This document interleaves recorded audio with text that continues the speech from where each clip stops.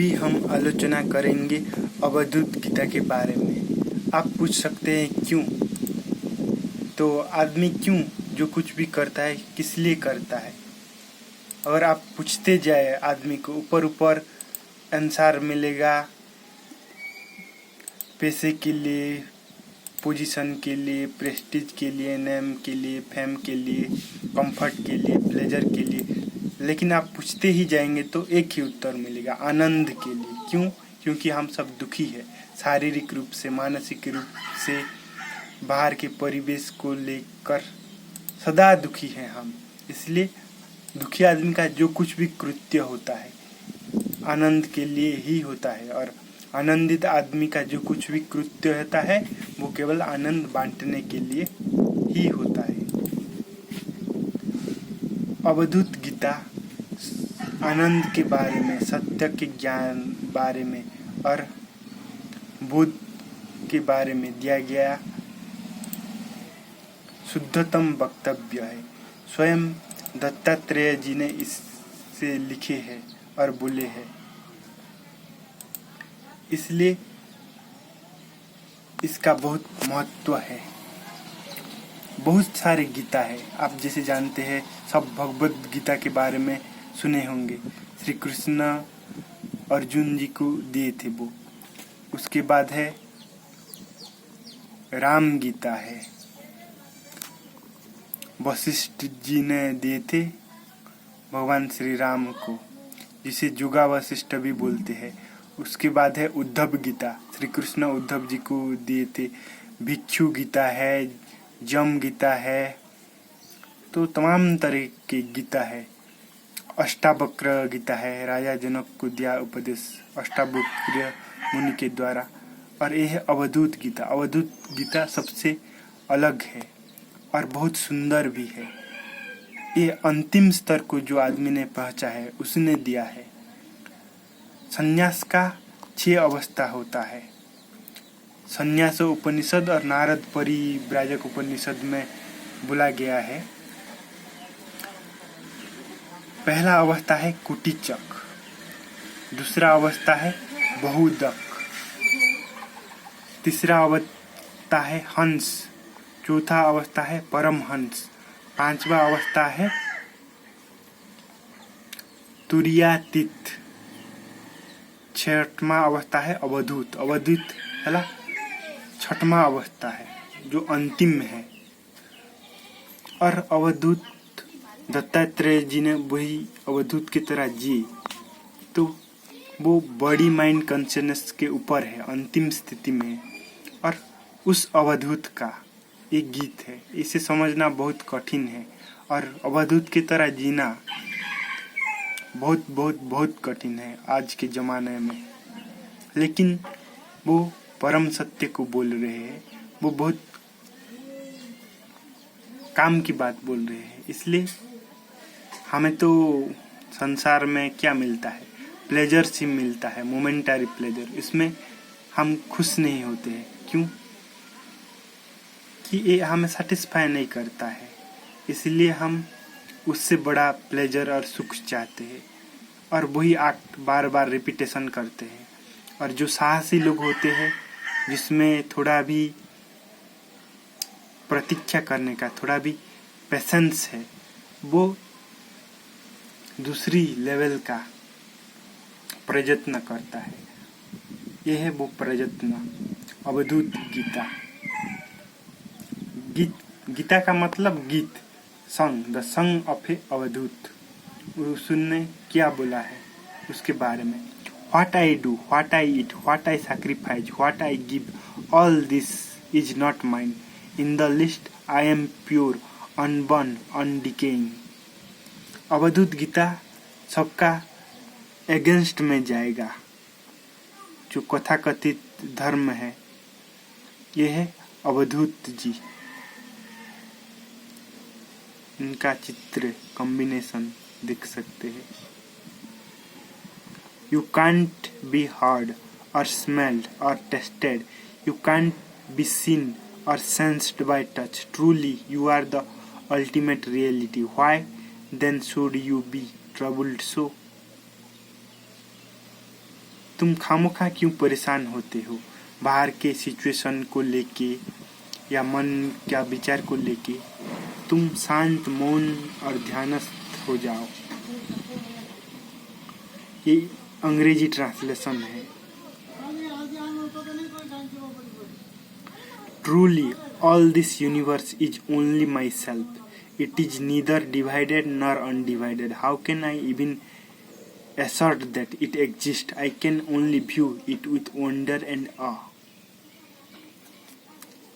दुनिया एक आश्चर्य है, समग्र विश्व, लेकिन हम ज्ञान में भरे हैं, इसलिए हमें कोई आश्चर्य नहीं दिखाई पड़ता। जैसे छोटे बच्चे आश्चर्य होते हैं, चमत्कृत होते हैं छोटे छोटे बातों के लिए, और तितलियों के पीछे भागते हैं, सिपियाँ बीनते हैं। हम उन्हें देखें तो क्या मूर्खता कर रहे हैं समझेंगे। और आप क्या कर रहे हैं? नोट गिन रहे हैं, नोट के पीछे भाग रहे हैं। जवान है तो एक दूसरे के पीछे पड़े हैं, बूढ़ा बूढ़ी है हो गए तो चिंताग्रस्त है कि क्या होगा अब हमारा। वैसे ही और महान दार्शनिक प्लेटो ने भी कहा था, wonder is the feeling of philosopher and philosophy starts with wonder.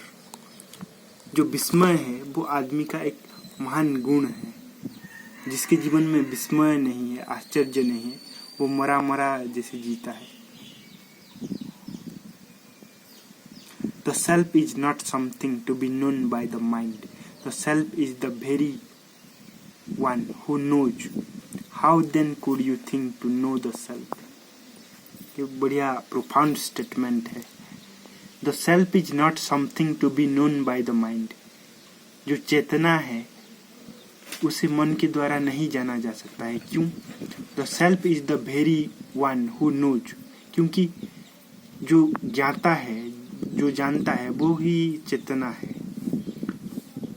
How can then could you think to know the self? तो कैसे आप चेतना के बारे में सोच सकते हैं? क्योंकि मन चेतना का चेतना पाके ही चैतन्य होता है। और कहे तो मन आत्मा का चैतन्यता पाकर ही चैतन्य होता है। इसलिए वो स्वयं मन आत्मा को नहीं जान सकता है।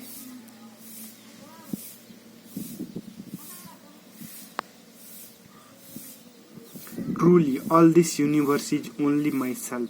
It is neither divided nor undivided. How can I even assert that it exists? I can only view it with wonder and awe.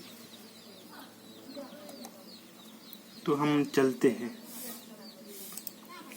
किताब के पास।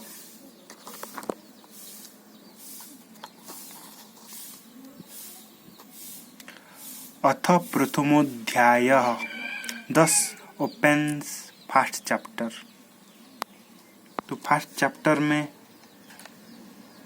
क्या आता है? पहला श्लोक।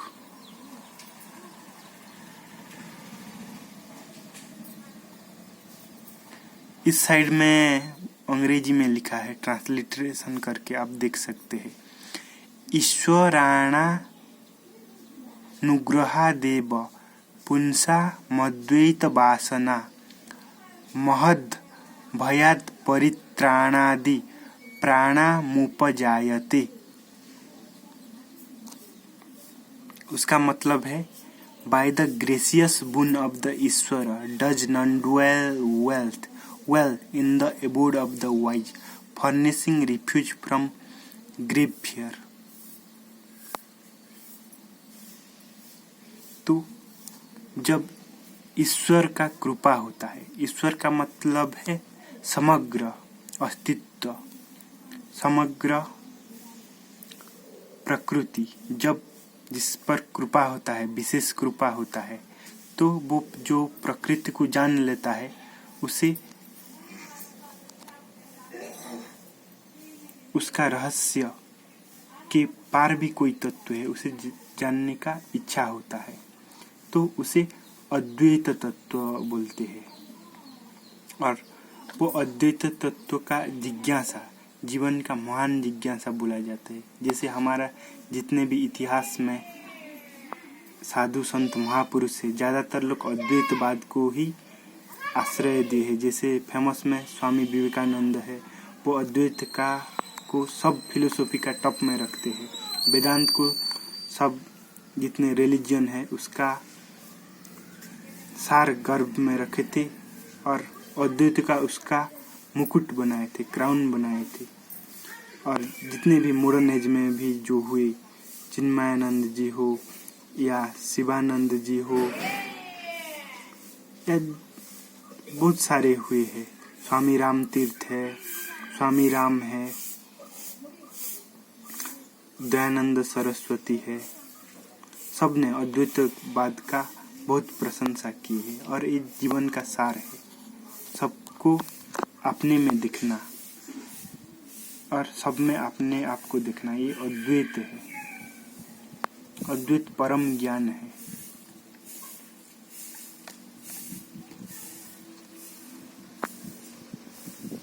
वही पे थोड़ा अर्थ भी दिया है, छोड़ो। तो हमारा समस्या क्या है? हमारा समस्या है भय। हम जीवन को उपभोग क्यों नहीं कर पाते? भयभीत है हम भयभीत क्यों हैं? क्योंकि हम जीवन को स्वीकार नहीं करते। जीवन का सत्य जो मृत्यु है उसे स्वीकार नहीं करते, इसलिए हम सदा भयभीत है। और life starts when fear ends, और जीवन तभी ही शुरू होता है जब सब भय निकल जाए।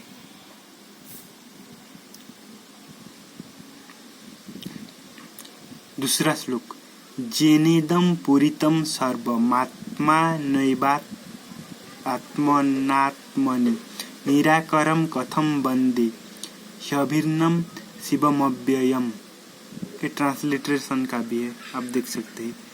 जेनेदम पूरितम सर्वमात्मनात्मनि निराकारम कथम वंदे ह्यभिन्नम शिवमव्ययम।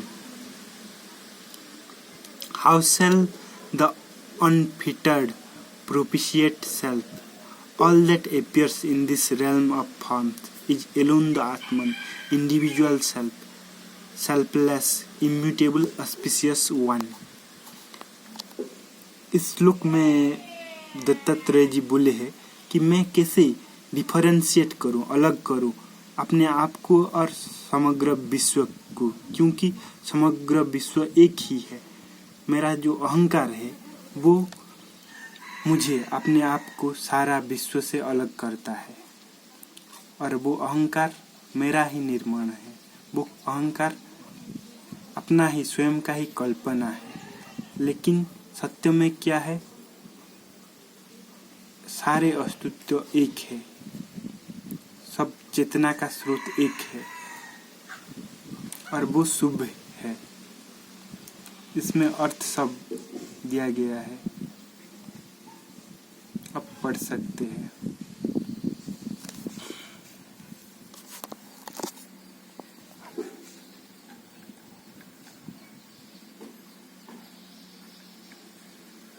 पंचभूतात्मकं विश्वं मरीचिजल संभिर्सन्निभं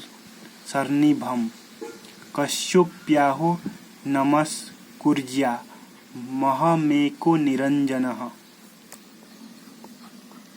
ट्रांसलिटरेशन का भी पढ़ सकते हैं।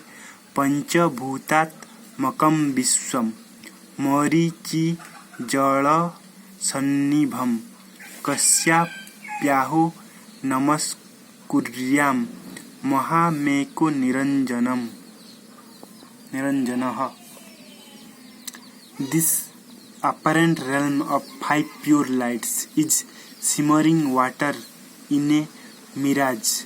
Oh, to whom may I render obedience? I whom art thou, immaculate one? तो दत्तात्रेय जी बोल रहे हैं कि ये समग्र विश्व पंचभूत को लेकर उत्पन्न हुआ है, गठित हुआ है, और एक भ्रम जैसा है।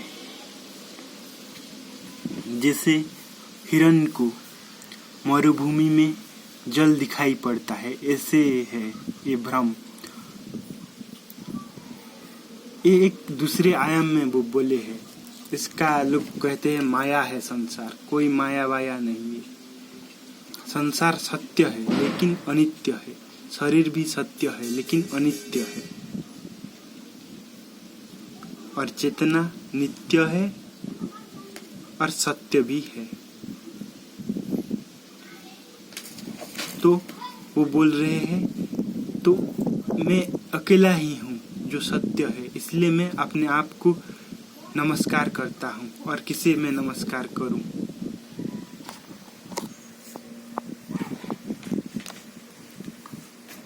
आज इसके बारे में थोड़ा विचार कीजिए, उसके बाद हम आलोचना करेंगे।